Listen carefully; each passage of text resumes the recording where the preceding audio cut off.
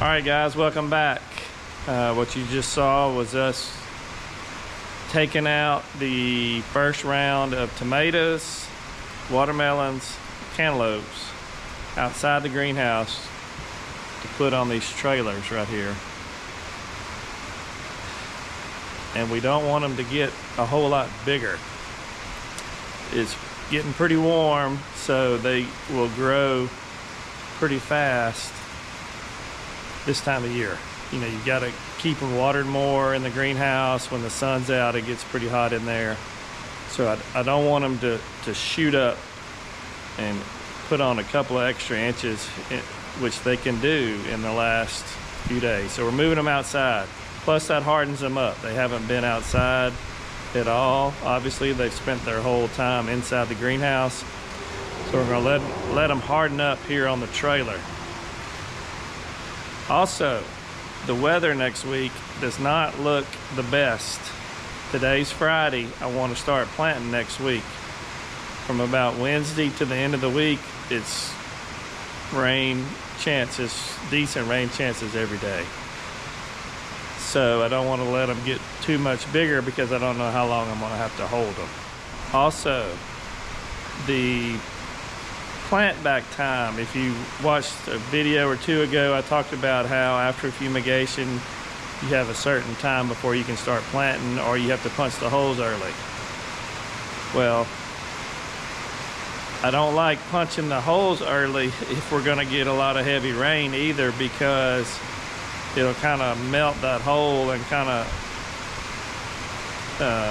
fill it in, kind of, sort of. And so sometimes you have to go back and water the hole out again. Well, I don't want to have to do that. So we're going to have to wait and see, but hopefully we can get everything on these trailers behind me planted next week, by the end of next weekend. Rain today, rain chances Sunday night, and rain again starting Wednesday for the rest of the week. So we're going to be pushed, but hopefully we can get it all in.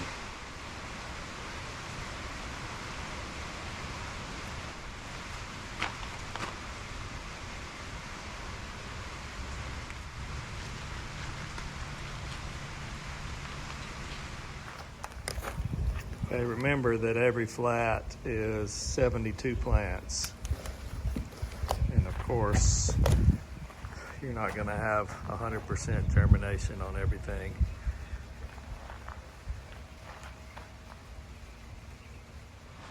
Okay, we're going to spend most of the day today getting the second round of all the planting in the greenhouse ready, as far as the flats, getting the soil in the flats, getting the holes punched, having all that ready. All right, fast forward to the end of the day, and we've got all the flats ready. Let me show you what's left in the greenhouse too that we have not taken out yet. All right, it looks pretty empty because we've taken everything on this side out. I've got just some miscellaneous stuff going on here. I always plant some extra tomatoes to go with the ones that are on the trailer that are a little bit later. This is not my second planting. This is just some extra to go with the first. They're a little bit younger. Got some eggplant and some bell pepper. First yellow watermelons. That was my first bell pepper, and then my hot peppers. You can hear that rain coming down. It sounds louder than it really is because we're inside the greenhouse, but this is all going to be my next round of what we're going to plant. Second cantaloupe, second red watermelon, cushaws, second bell pepper, second yellow watermelon, okra. Holes are punched, everything's ready to go. We'll probably get these planted as soon as we get through planting in the field what was on the trailer, or unless we get rained out some next week and have to stop, then we'll jump in here and start planting. All of these flats in these stacks here represent probably over 15,000 transplants, and then everything that I showed you outside on those two trailers is going to be over 11,000 transplants. Last thing is my second planting of tomatoes. All these on my heating tables. They should be up by Monday. Can you see that right there? There's one coming up. But they should be all up by Monday, and we'll take all these off, put them on the floor. Wasn't even supposed to be raining or sprinkling this morning, but it is. Wasn't really supposed to do anything until Sunday night. Another thing that I need to do before we start planting is pre-water my beds out here. We've hooked up the irrigation lines and tested it all, pressured it up, fixed any leaks or make sure there was no leaks. But I really haven't let it run to pre-water the beds, so I want to do that this morning, even though it's sprinkling and trying to rain again. Want to make sure there's plenty of moisture there before we start planting, and also make sure all my electric valves are working right, turning on and off, and this is a good time to check them. Okay, I'm looking back at the well. Just right there. Let me back up this way a little bit first. You see that yellow bucket, which is just a cover on that pallet there. Those are 3 electric valves which go to my 3 different zones. 1, 2, 3. So we have a single hose coming to the 3 electric valves, and it splits it, and it goes into 3 zones. Okay, those 3 zones run here to the elbows, and then they go all the way across. We connect the drip lines in the middle of the field because the rows are too long to connect them on the ends. So each one of these lines goes to a different zone. I have this field in 3 zones, so we use the black oval hose, which connects to the drip tape. We've cut the drip tape, dug it up, pulled it back a little bit to connect with those barb fittings into the black oval hose. These other 2 blue lay flat lines will go to zone 2 and zone 3. So the blue hose will carry it all the way to zone 2, and it will connect to a black oval hose. And in zone 2 we'll do the same thing all the way across. And the zone 3 is the far one way on the other side. This is a fitting that goes into this black oval hose. We've got a special little hole puncher tool that punches a hole in the sidewall here. This is not on, it's off. The drip tape goes on this end, and you open this up, slide the drip tape on, spin it, close it back, and it tightens it onto the drip tape and makes it tight where it doesn't come off. If you ever have to put 2 pieces of drip tape together, you use one of these, which is the same end as that, it's just got one on both sides. So if you have a hole in the drip tape, or you need to put 2 pieces of drip tape together, whatever, use one of these, and it tightens it back up, lets the water go through, and you have your repair job there on your drip tape. I like to put these pieces of string, we make it real tight. When everything's pressured up, there's a lot of pressure here. And you can drive over these lines with a truck or a tractor, whether it's on or off. I like to put these pieces of string here to keep them from popping off, because every now and then they will pop out. And it's just kind of just a little safety deal to keep them from doing that. All of the black oval hose is going to be 1.5 inches, and all of the blue lay flat that we use is 3 inch. The field is too big to water all at one time, and I kind of know the sweet spot where I can make the zone a certain size to where we get maximum efficiency out of our well, where it runs continuously. It's not too much to where it chokes it back or too much pressure or anything like that. So it works good. Having the ability to put everything on a timer is very nice. I can set my settings, you know, if I want zone 1, 2, and 3 to run for an hour each, put in the times, and boom, boom, boom, they run back to back to back. Or I can do anything, skip a day, or I can do it manually, whatever I need to do. The reason that we splice the hose and run it across the middle of the field is I really don't like the drip tape to run for more than 700 feet. So to keep it under that, we can't hook up the hoses on the end of the rows and run it all the way to the other end. That's why we splice it in the middle, and then we'll run the water both directions from the middle hoses.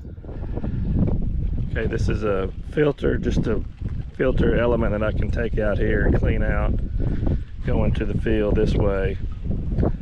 Pressure gauge. This is my injection where I can inject my fertilizer and all. We'll talk about that later.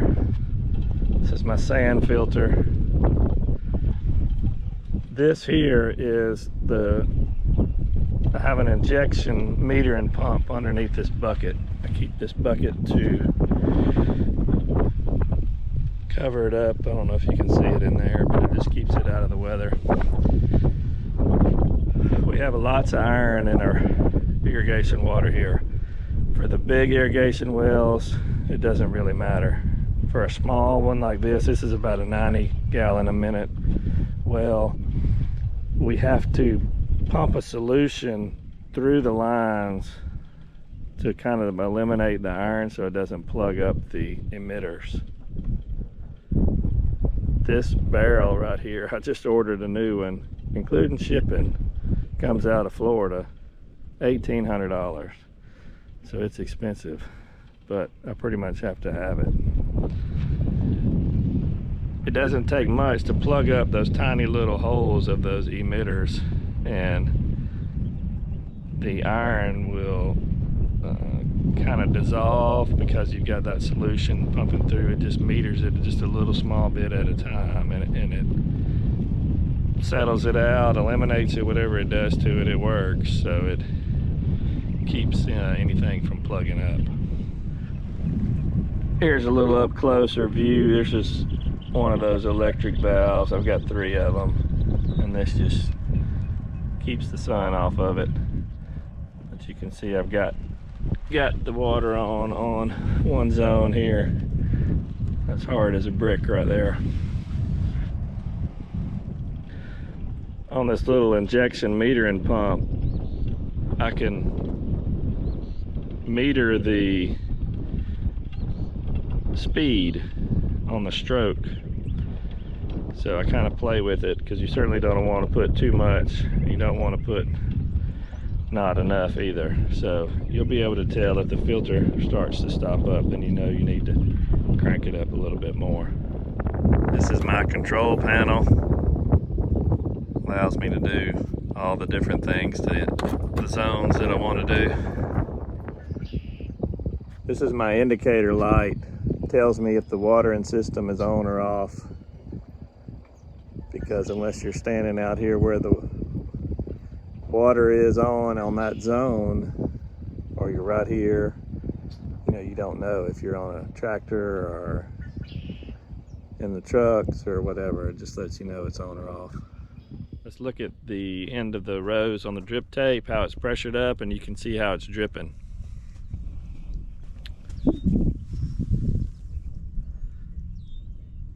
That's why we like to leave a little piece out. You know that it's getting all the way to the end. And if it's not dripping or if it's not pressured up, you can feel it. You know, it's hard. You know, everything's working right. Okay, we're on the edge of the field by the sweet corn, so while we're here, I'll give you a little update on the first corn that we planted.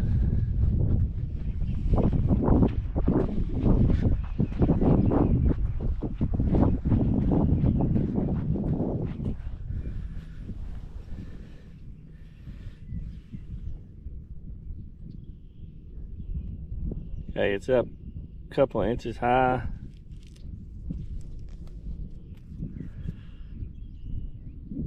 Looks like almost every seed came up. You can see how the planter singulated it pretty good. You don't see hardly any doubles. I mean, if you look hard enough, I'm sure you can find some, but the spacing is good. It's pretty consistent. So that's what you want. That means it's time to plant my second round of sweet corn now. So we'll try to get it done this week in between the rain periods. I like to have the second round of sweet corn planted somewhere around the 1st of April. So we're on schedule for that if we can get it done, if it's not too wet. So see how much the Sunday night rain brings us, and should have a few days of sunshine after that before the rain chances pick up. So mid to late week. This ground dries out fast, drains well, so hopefully we can get that done here in a few days. All right, before we wrap up the video, I want to give you one more update on one more thing. Show you the herbicide underneath the peach trees, how it's worked.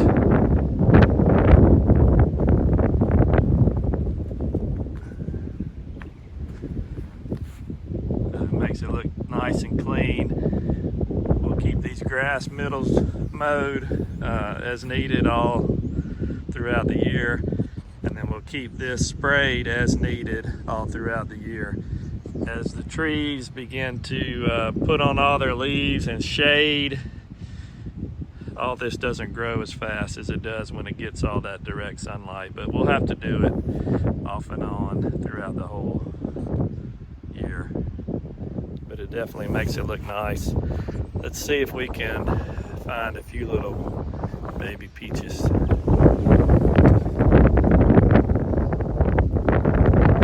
The beginning of a baby peach.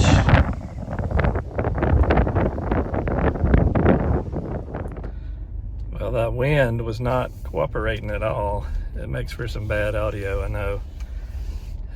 Sun's coming out now, so got a lot to do next week. We're gonna wrap the video up here. Hopefully the weather allows us to get it all done, and hopefully we don't get any severe weather out of the deal either, because there is some chances. So thank y'all for watching. Just keep following along with us if you will, and you'll see the crops growing little by little through each video. If you have not subscribed, I'd appreciate it. And if you already have, thank you. And we will see y'all next time.